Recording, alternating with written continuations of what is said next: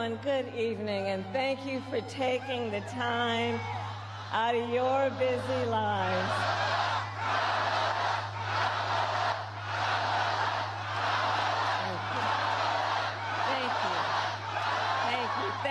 Thank you, everyone. So listen, 1 week from today, you will have the chance to make a decision that directly impacts your life, the life of your family, and the future of this country we love.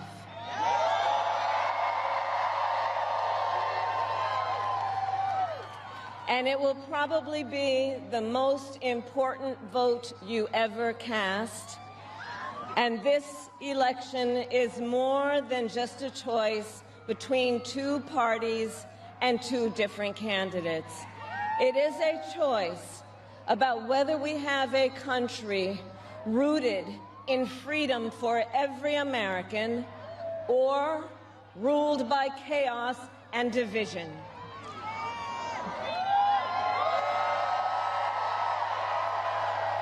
Many of you watching have probably already cast your ballots.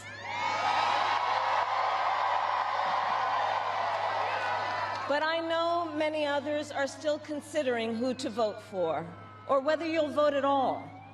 So tonight, I will speak to everyone about the choice and the stakes in this election. Look, we know who Donald Trump is. He is the person who stood at this very spot nearly 4 years ago and sent an armed mob to the United States Capitol to overturn the will of the people in a free and fair election. An election that he knew he lost. Americans died as a result of that attack. 140 law enforcement officers were injured because of that attack. And while Donald Trump sat in the White House watching as the violence unfolded on television, he was told by his staff that the mob wanted to kill his own vice president. And Donald Trump responded with 2 words: "So what?" America, that's who Donald Trump is. And that's who is asking you to give him another 4 years in the Oval Office. Not to focus on your problems, but to focus on his. And Donald Trump has told us his priorities for a second term. He has an enemies list of people he intends to prosecute. He says that one of his highest priorities is to set free the violent extremists who insulted those law enforcement officers on January 6th. Donald Trump intends to use the United States military against American citizens who simply disagree with him. People he calls, quote, the enemy from within. America, this is not a candidate for president who is thinking about how to make your life better. This is someone who is unstable, obsessed with revenge, consumed with grievance, and out for unchecked power. Donald Trump has spent a decade trying to keep the American people divided and afraid of each other. That is who he is. But America, I am here tonight to say that is not who we are. That is not who we are.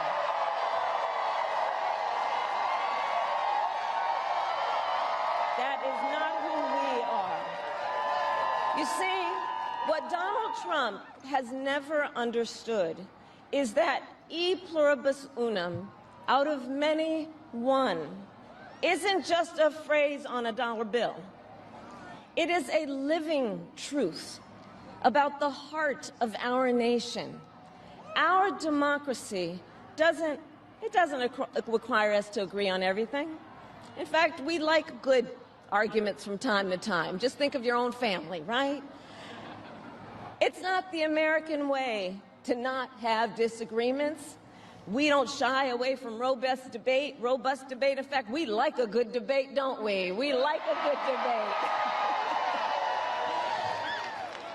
And the fact that someone disagrees with us does not make them the enemy within. That's right. They are family, neighbors, classmates, co-workers. They are fellow Americans. And as Americans, we rise and fall together.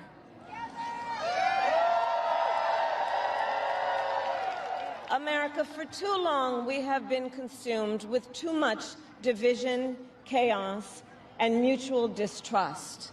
And it can be easy then to forget a simple truth. It doesn't have to be this way. It doesn't have to be this way. It is time to stop pointing fingers. We have to stop pointing fingers and start locking arms. It is time to turn the page on the drama and the conflict, the fear and division. It is time for a new generation of leadership in America.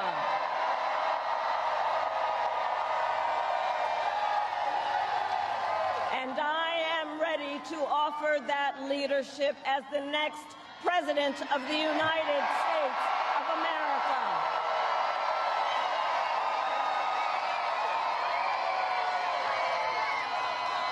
Now look, let me say, I recognize this has not been a typical campaign. Even though I've had the honor of serving as your vice president for the last 4 years, I know that many of you are still getting to know who I am. Well, let me tell you, I am someone who has spent most of my career outside of Washington, D.C., so I know that not all the good ideas come from here. I am not afraid of tough fights against bad actors and powerful interests, because for decades, as a prosecutor and a top law enforcement officer of our biggest state, I won fights against big banks that ripped off homeowners, against for-profit colleges that scammed veterans and students, against predators who abused women and children, and cartels that trafficked in guns, drugs, and human beings. And I did this work because for as long as I can remember, I have always had an instinct to protect. There's something about people being treated unfairly or overlooked that frankly just gets to me. I don't like it. It's what my mother instilled in me, a drive to hold accountable those who use their wealth or power to take advantage of other people.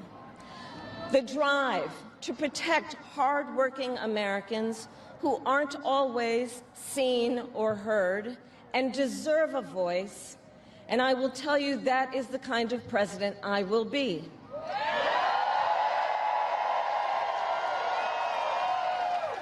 And look, I'll be honest with you, I'm not perfect. I make mistakes, but here's what I promise you. I will always listen to you, even if you don't vote for me. I will always tell you the truth, even if it is difficult to hear. I will work every day to build consensus and reach compromise to get things done. And if you give me the chance to fight on your behalf, there is nothing in the world that will stand in my way.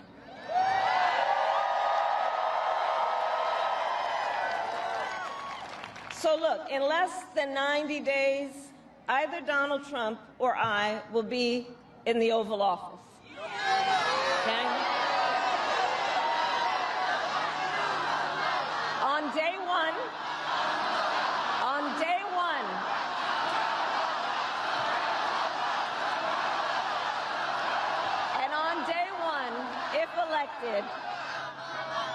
on day one if elected, Donald Trump would walk into that office with an enemies list. When elected, I will walk in with a to-do list full of priorities of what I will get done for the American people. And I will work with everyone, Democrats, Republicans, and independents, to help Americans who are working hard and still struggling to get ahead. I have been honored to serve as Joe Biden's vice president. But I will bring my own experiences and ideas to the Oval Office. My presidency will be different because the challenges we face are different. Our top priority as a nation 4 years ago was to end the pandemic and rescue the economy. Now, our biggest challenge is to lower costs that were rising even before the pandemic and that are still too high. I get it. I still remember our mother sitting at that yellow Formica table, late at night, cup of tea in hand, a pile of bills in front of her, trying to make it all work. And I've heard from so many of you who are facing even greater financial pressures. Donald Trump's answer to you is the same as it was the last time.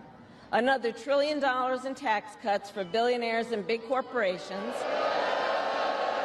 And this time, he will pay for it with a 20% national sales tax on everything you buy that is imported. Think about it. Clothes, food, toys, cell phones. A Trump sales tax that would cost the average family nearly $4,000 more a year. And on top of that, you will pay even more if Donald Trump finally gets his way and repeals the Affordable Care Act,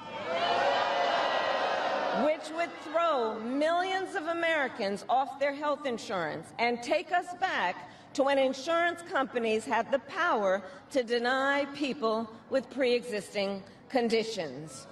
Well, we are not going back. We are not going back.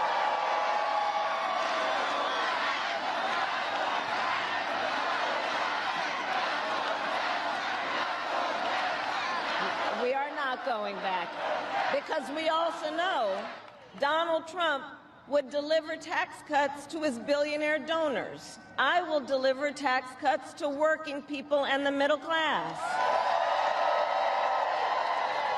I will make sure you have a chance not just to get by, but to get ahead. Because I believe in honoring the dignity of work. I will enact the first ever federal ban on price gouging on groceries, cap the price of insulin, and limit out-of-pocket prescription costs for all Americans. I will fight to make sure that hardworking Americans can actually afford a place to live. I'll never forget how our mother saved up and how excited she was when she could finally afford to buy our first home. I remember how excited she was. And I know that owning a home is not only a measure of financial security, it's about the pride of your hard work. And as president, I will fight to help first-time home buyers with your down payment, take on the companies that are jacking up rents, and build millions of new homes. For years, we have heard excuses about why America can't build enough housing. Enough with the excuses. I'm going to cut the red tape and work with the private sector and local governments to speed up building and get it done. And the cost of housing isn't the only financial pressure on middle-class families. I have met so many young people who have a natural desire to parent their children well, but not always the resources to do it. So I'll fight for a child tax credit to save them some money, which will also lift American children out of poverty. I'll work to lower the cost of child care, which is out of reach for too many working families today. And for too many people in the sandwich generation who are raising young children and taking care of a parent, juggling all of it is extremely difficult. You know, I took care of my mother when she got sick, cooking food that she had a taste for, finding clothes that would not irritate her skin, and understand, as I do, that caregiving is about dignity. It is about dignity. And currently, if you need home care and you don't have some money to hire someone, you and your family need to deplete your savings to qualify for help. That's just not right. So we're going to change the approach and allow Medicare to cover the cost of home care so seniors can get the help and care they need in their own homes. Now, Donald Trump has a different approach. He tried to cut Medicare and Social Security every year he was president. Look, I believe that when people have worked hard their entire life, they deserve to retire with the benefits they have earned. And I believe in the fundamental freedom of Americans to make decisions about their own bodies and not have their government tell them what to do.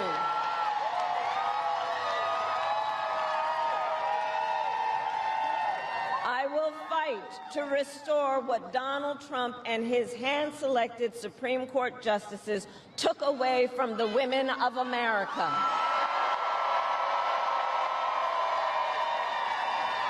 Today, 1 in 3 women in America, think about it, 1 in 3 women in America lives in a state with a Trump abortion ban, many with no exceptions even for rape and incest.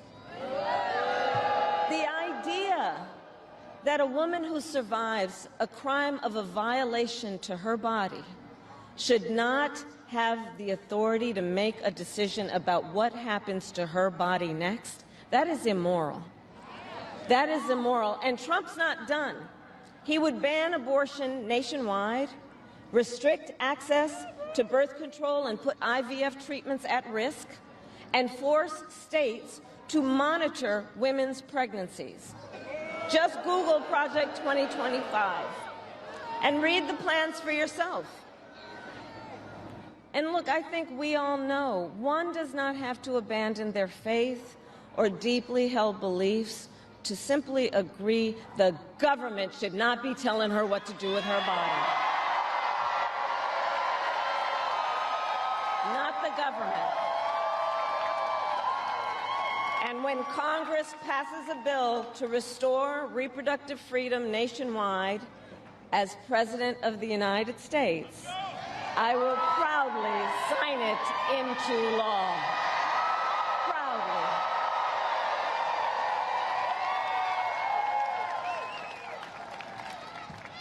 And look, on another subject, politicians have got to stop treating immigration as an issue to scare up votes in an election, and instead treat it as the serious challenge that it is that we must finally come together to solve.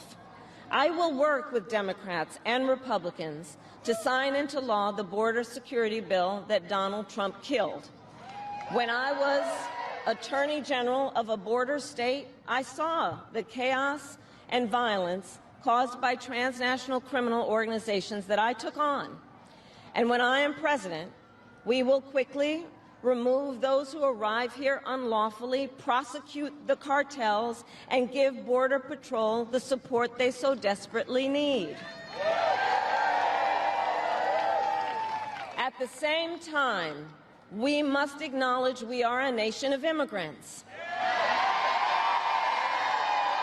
And I will work with Congress to pass immigration reform, including an earned path to citizenship for hardworking immigrants like farm workers and our dreamers.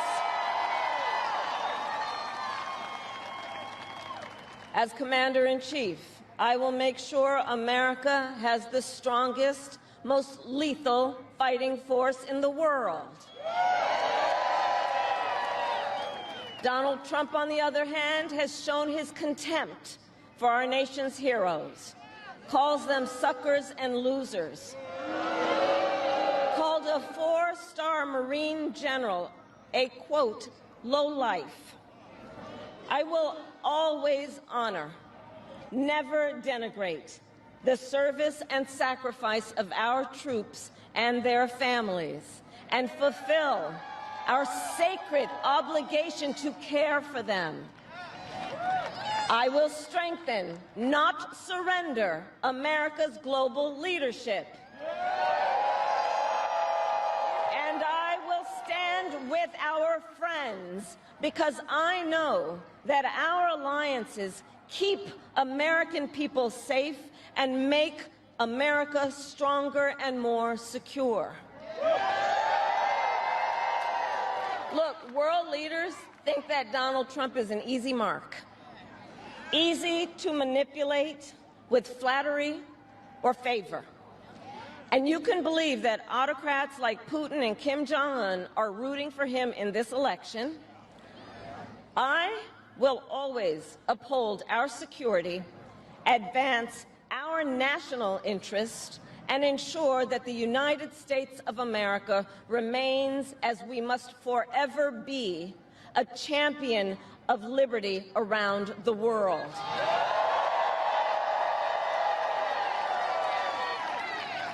America, we know what Donald Trump has in mind. More chaos, more division, and policies that help those at the very top and hurt everyone else. I offer a different path, and I ask for your vote.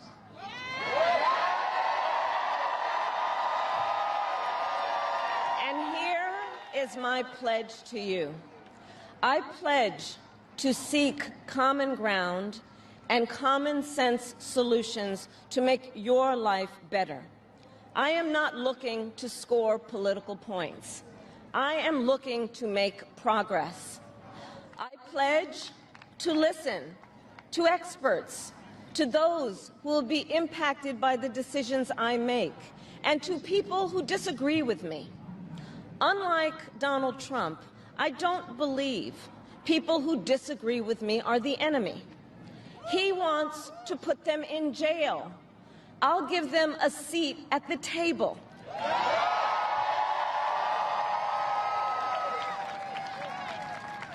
I pledge to you to approach my work with the joy and optimism that comes from making a difference in people's lives.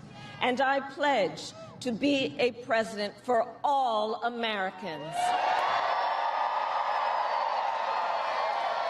And to always put country above party and self.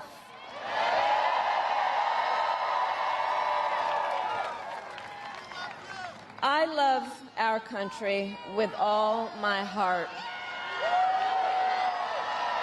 And I believe in its promise because I've lived it.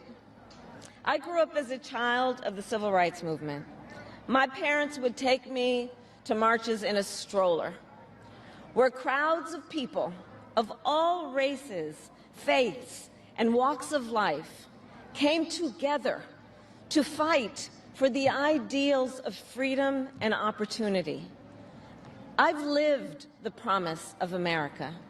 I saw how hard our mother worked to give her daughters the same chances this country gave her. Growing up, I was blessed to have family by blood and family by love, who instilled in me the values of community, compassion, and faith that have always defined our nation at its best. I've lived the promise of America. I've spent my life fighting for the people who have been hurt and counted out, but never stopped believing that in our country, anything is possible. I've lived the promise of America, and I see the promise of America in all of you. In all of you. I see it. I see it in the young people who are voting for the first time, who are determined to live free from gun violence and to protect our planet and to shape the world they inherit. I see it in the women who refuse to accept a future without reproductive freedom, and the men who support them. I see it in Republicans who have never voted for a Democrat before, but have put the Constitution of the United States over party. I've seen it in Americans different in many respects, but united in our pursuit of freedom, our belief in fairness and decency, and our faith in a better future. America, I know the vast majority of us have so much more in common than what separates us. I know it. And that's why I am in this race, to fight for the people, just like I always have.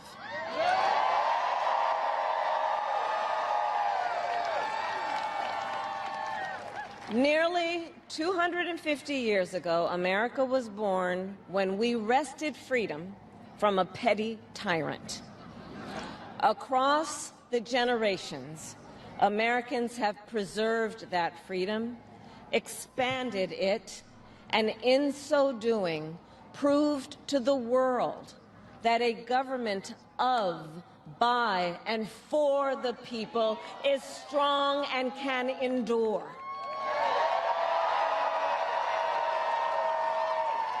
And those who came before us, the patriots at Normandy and Selma, Seneca Falls and Stonewall, on farmlands and factory floors, they did not struggle, sacrifice, and lay down their lives only to see us cede our fundamental freedoms. They didn't do that only to see us submit to the will of another petty tyrant. These United States of America, we are not a vessel for the schemes of wannabe dictators. The United States of America is the greatest idea humanity ever devised. A nation big enough to encompass all our dreams, strong enough to withstand any fracture or fissure between us, and fearless enough to imagine a future of possibilities. So, America, let us reach for that future. Let us fight for this beautiful country we love. And in 7 days, we have the power, each of you has the power to turn the page and start writing the next chapter in the most extraordinary story ever told. I thank you all. God bless you, and may God bless the United States of America.